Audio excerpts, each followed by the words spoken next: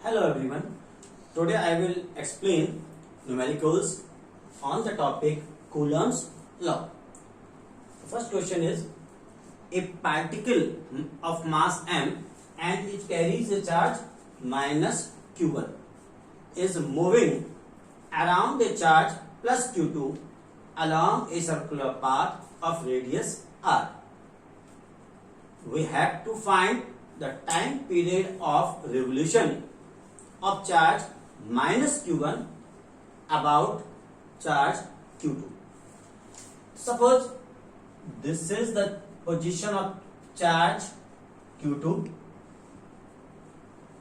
and let this is the distance r and this is the circular path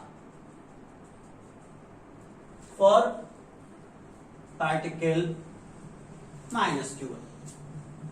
And the mass of this particle, let it be m. Since the particle of mass m having charge minus q1 is revolving around the charge q2, it means first of all we will find the what? Coulomb's force.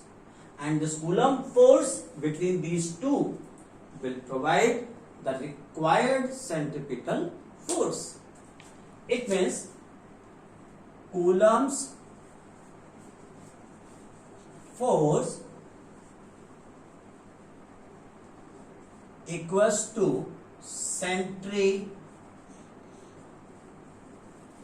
force, and this is equals to K Q1 Q2 upon R square equals to mv square upon r. This is the force according to Coulomb's law, and this is the formula for centripetal force.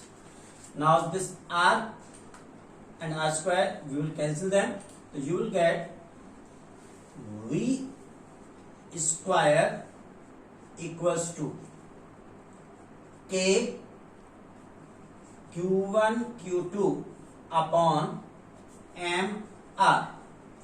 This is equation number 1. But time period capital T equals to distance upon speed, because speed equals to distance upon time. So here T equals to distance for a circular path. Distance means circumference. Circumference will be 2 pi r upon v. Here this is the value of v square.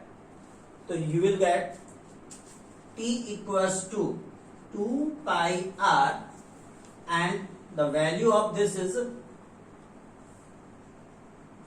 K Q1 Q2 m into r, and it will be in square root. Why it is in square root? Because this is the value of v square. When you will write the value, find the value of v, so you will get k under root k q1 q2 upon mr, and this implies that t equals to square root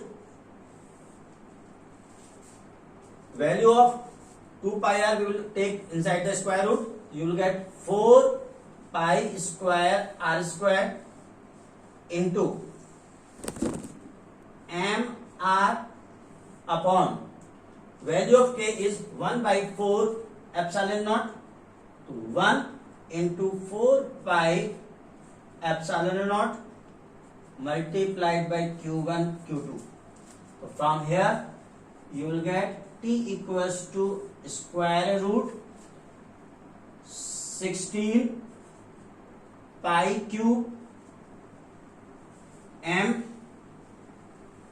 16 4 4 the 16 pi cube m epsilon naught r cube upon q1 q2. 16 pi cube m epsilon naught r cube upon q1 q2. See here, This is the particle having mass m and charge is minus q1. this is the another charge Q2. Since this charge Q1 is revolving around it, for revolution it needs force. Then force between Q1 and Q2, it is given by Coulomb's law, and this Coulomb's force will provide the required centripetal force. K Q1 Q2 upon R square, this is equals to mv square upon R. From here v square equals to K Q1 Q2 upon mr. But time period is distance upon speed. So time period equals to 2 pi r upon v. T equals to 2 pi r under root mr upon K Q1 Q2.